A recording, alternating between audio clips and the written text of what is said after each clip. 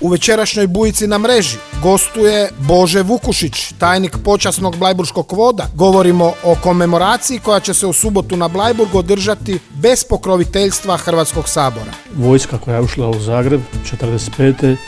je imala isti naziv, iste oznake, iste simbole kao i ona koja je 1991. ulazila u Vukovar, koja je napadala Zadar, Šibenik, Split i druge hrvatske gradove i ta vojska nije oslobađala Hrvatsku i hrvatske gradove ni 1945. ni 1991.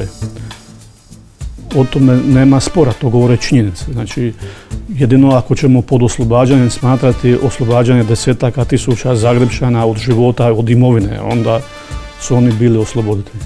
Mreža TV vam predstavlja Bujicu Velimira Bujanca, provokativniju i uzbudljiviju nego ikada do sada.